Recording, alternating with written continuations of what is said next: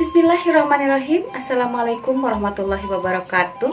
Sampurasun, wilujeng enjing, wilujeng patepang deui sareng Ibu dina pangajaran bahasa Sunda. Dina pangajaran bahasa Sunda dinten ayeuna urang bakal diajar ngeunaan kalimah aktif jeung kalimah pasif. Sateu acan diajar, urang ngadoa heula sasarengan yuk. Bismillahirrahmanirrahim. Rabbi zidni ilman warzuqni fahman wa alhiqni bisolihin. Amin. Tah, ayeuna hayu urang kawitan diajar ngeunaan kalimah aktif jeung kalimah pasif. Kalimah aktif jeung kalimah pasif. Kalimah aktif nyaeta kalimah anu jejerna migawe pagawean. Tah, jejer teh hartina nyaeta anu dicaritakeun dina kalimah. Atau kalau dalam bahasa Indonesia, jejer itu artinya pelaku yang diceritakan dalam kalimat tersebut. Jadi, kalimah aktif hartina nyaeta lamun dina bahasa Indonesiana kalimat yang pelakunya melakukan pekerjaan. Oke, bisa dipahami ya. Nah, sekarang kita lihat contoh kalimatnya.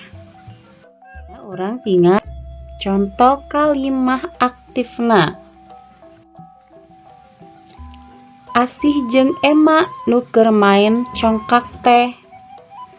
Tah, ieu Asih jeung Ema nyaeta jejerna atau pelakunya ya yang melakukan pekerjaan. Tah, sedengkeun pekerjaan atau pagaweanana nyaeta main congkak.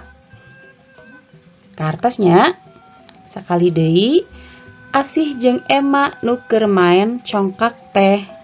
Jejerna atau pelakunya yaitu Asih jeung Ema. Sedangkan pagaweanana atau pekerjaannya yaitu main congkak. Gampang ya? Tah, ayeuna kalimah pasif.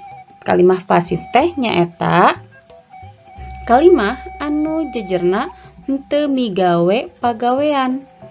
Jadi kalimah pasif mah yaitu kalimat yang pelakunya itu tidak melakukan pekerjaan, tidak melakukan kegiatan, ya.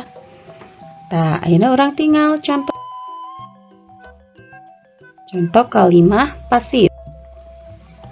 Siki asem teh dipapaikeun ka kenca.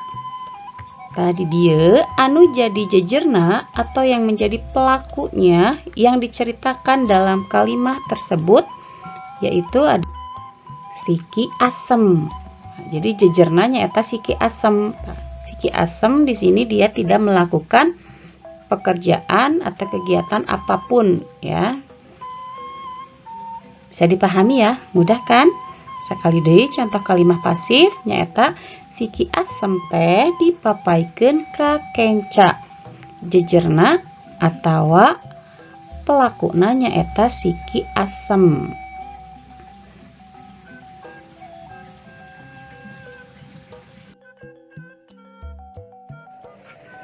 Tah, kumaha tos tiasa ngabentenkeun kalimah aktif jeung kalimah pasif?